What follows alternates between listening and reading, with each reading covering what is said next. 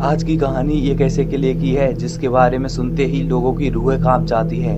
लोगों का कहना है कि उस किले में एक रानी की आत्मा भटकती रहती है जो लोगों को परेशान करती रहती है। तो चलिए जानते हैं उसकी कहानी के बारे में। और अगर आप हमारे चैनल पर नए हैं तो हमारे चैनल को सब्सक्राइब कर लें, क्योंकि यहाँ पे आपको ऐसी ही हॉरर कहानियाँ सुनने को मिलती हैं। और अगर आपको ये वीडियो अच्छी लगे तो इसे लाइक भी कर देना।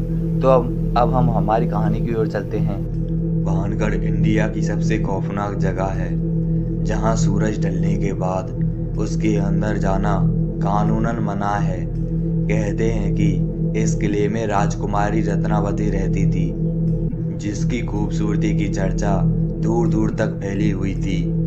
उस किले के पास एक सनई नाम का तांत्रिक रहता था, जो राजकुमारी की सुंदरता से मंत्रमुग्ध हो गया था और किसी भी कीमत पर राजकुमारी को हासिल करना चाहता था। एक बार राजकुमारी अपनी सहेलियों के साथ बाजार में इत्र लेने गई थी। उस तांत्रिक को जैसे ही इसकी खबर लगी, उसने उस इत्र में काला जादू कर दिया, जिसकी मदद से जब राजकुमारी उसे लगाए तो वह उसके बस में हो जाए। लेकिन किसी नगरवासी को इसकी भनक लग गई और उसने राजकुमारी को इस पूरी साजिश के बारे में बता दिया। इसके बारे में सुनकर राजकुमारी ने वह इत्र की बोतल महल के बाहर फेंक दी और वह बोतल चट्टान से टकराकर फूट गई। काले जादू के कारण वह चट्टान ढुलकती हुई उस तांत्रिक के पास पहुंची और उस तांत्रिक को कुचल डाला। उसने अपनी आखिरी सांस लेते हुए भानगढ़ को श्राप दे दिया कि यहाँ पर कोई सुखी नहीं रह पाएगा और जो भी यहाँ रहने की कोशिश करेगा उसकी रहस्यमय तरीके से मौत हो जाएगी। इसके कुछ दिन बाद ही मुगल राजाओं ने उस किले पर आक्रमण कर दिया और वहाँ के सभी सैनिक मारे गए और वहाँ पर जितने भी लोग थे सभी को मार दिया गया और राजकुमारी रत्नावती को भी उसके कमरे में घुसकर मार दिया गया। ऐसा कहा जाता है कि उनकी आत्माएं अभी भी इस किले में घूमती रहती हैं और जो इंसान सूरज ढलने के बाद वहां जाता है वह कभी लौट के नहीं आता है।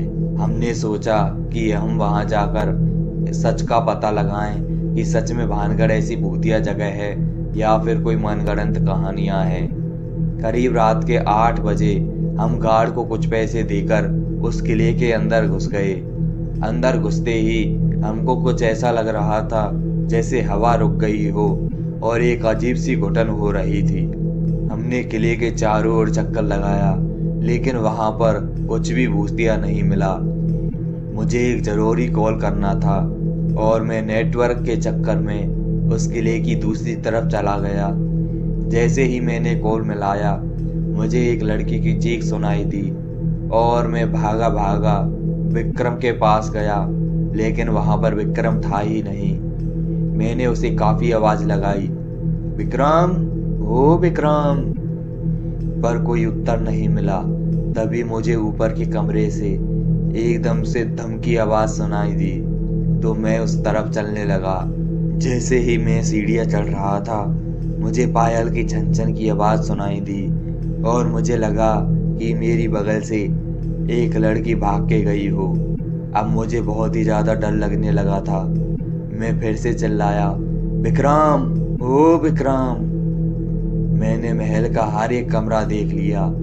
तभी मुझे एक कमरे की खिड़की पर विक्रम खड़ा दिखाई दिया और मैं जल्दी से उसके पास गया और उससे कहा कि विक्रम यार, कहाँ था तू?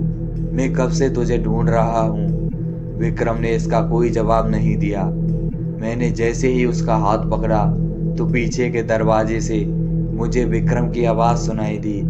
जब मैंने देखा कि विक्रम तो अभी दरवाजे से आया है और मैंने जिसका हाथ पकड़ा है वह तो कोई और ही है, और मेरी बुरी तरह हालत खराब हो गई। जैसे ही मैंने उसका हाथ छोड़ा, उसने मुझे मुड़कर देखा और मैं वहां पर कांपने लगा और पीछे जाकर गिर पड़ा।